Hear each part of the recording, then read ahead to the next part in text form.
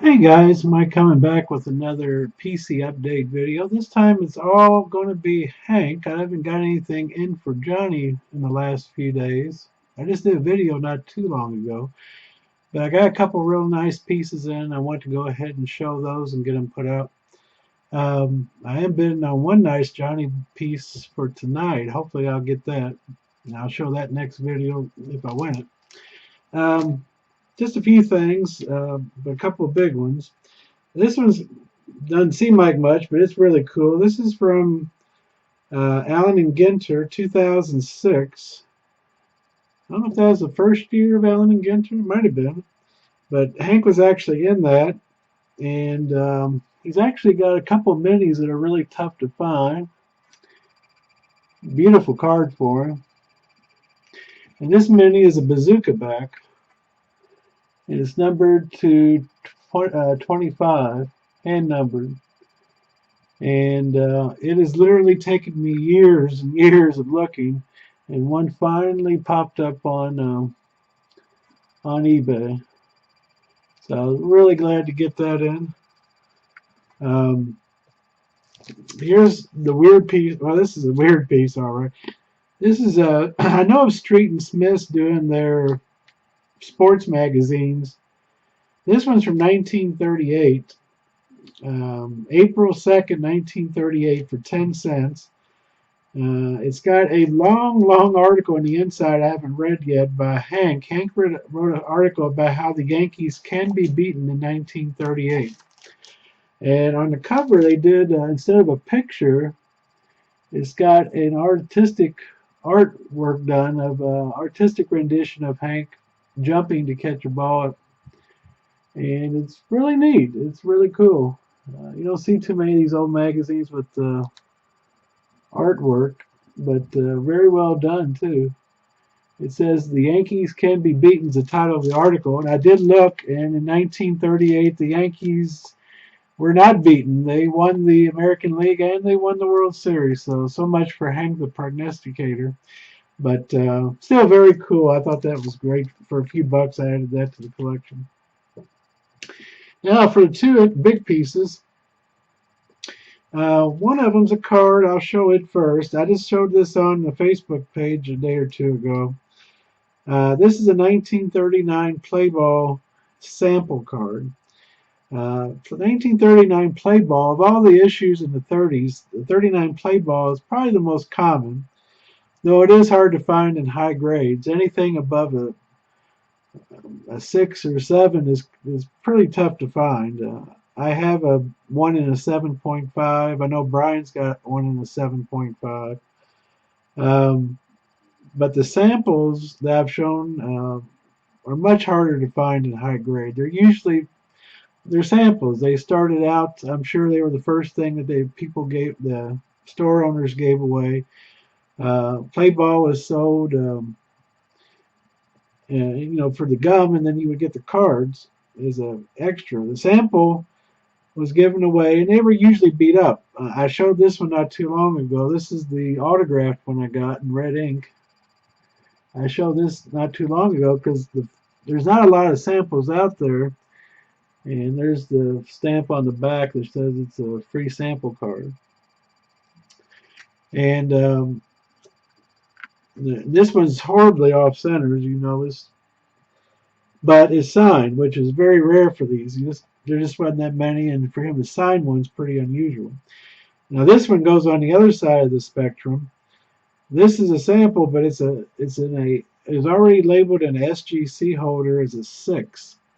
And it looks really, really good for a 6. If it wasn't just a little tap, just a little wear on a corner, I think that this would get a 7 because it's centered well and presents beautiful. But I won this in the Heritage auction. If I can get the glare out of there.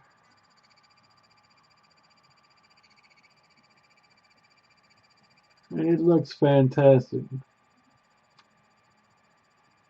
Great centering, great color. The surface looks fantastic.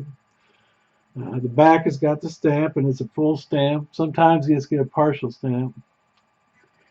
It's probably the best sample I've seen, example of a sample for him. So I was really excited to get that. There might be better ones out there, but that one looks as good as you're going to get. And I got something in today that I thought was is so cool, and I want to get it. I'm gonna get it framed.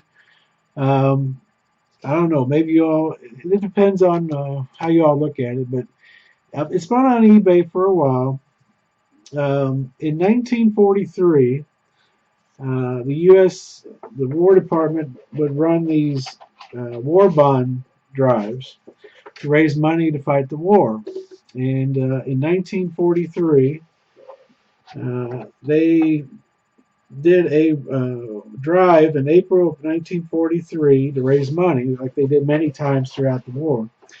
But if I assume if you gave so much, or to a certain drive so much, they sent this poster out as a kind of a reward or a bonus to whoever did it. It says on here, presented to, and then it says James Richardson Jr., in honor and citation of a personal contribution to the April 1943 United States war bond drive to defeat the Axis. So to me, it's a historical type piece. It's just a reflection. Now, I've checked some, but not all of these guys were American League. These are all American League players, I believe, or at least most of them. But it shows all these players that I assume were all in the war, were all either drafted or signed on. Like Hank is on here. He served in 1940 from early part of the spring until 2 days before Pearl Harbor. He got home from in 1941. He got home, and 2 days later, Pearl Harbor happened, and then he reenlisted and served until he didn't get back to the Tigers until July of 1945. So he was gone for well over 4 years in service. And it's got a lot of great players on here. I see, um, let's see here, Jimmy Fox, Bob Feller, Lefty Grove, Joe DiMaggio. It's got Lou Gehrig on here in a large picture. Joe Cronin, Bill Dickey, Charlie Gehringer. Just a really nice piece. And I just thought it was really cool. For something to use in World War II to help defeat the Axis for people, that's just a bonus. I've seen only a couple of these at auction. And I thought, man, it was kind of high, and he kept dropping it and dropping it. And finally got to a price I thought, it's just a no-brainer. I need to get this. But anyway, here's what it looks like. And I'm having a hard time being able to see anything here. There's what it says on the presentation in the middle. And I'm sorry if you can't read that. And here's all the player photos around it.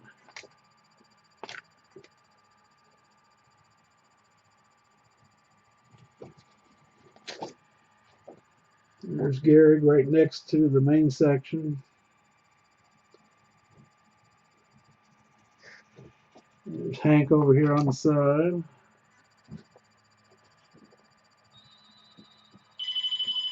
But just a really, really cool piece. It measures a good 2 feet by, I don't know, 18 or 12 or 14, something like that. 14 by 22, I think it was.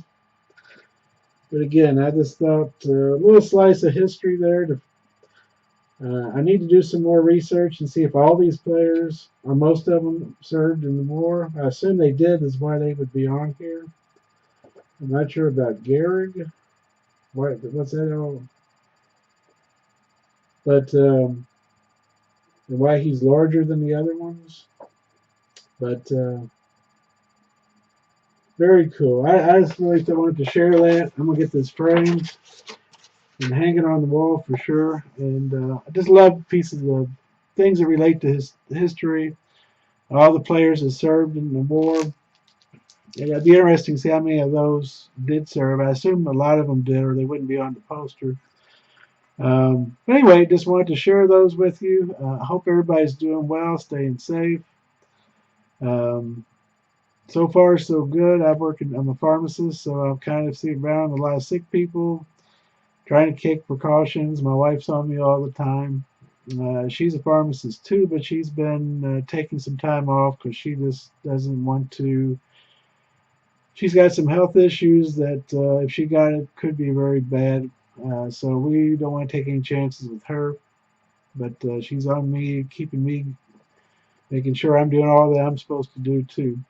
I hope everybody's doing well, and hopefully we'll get through this here soon, pretty quickly.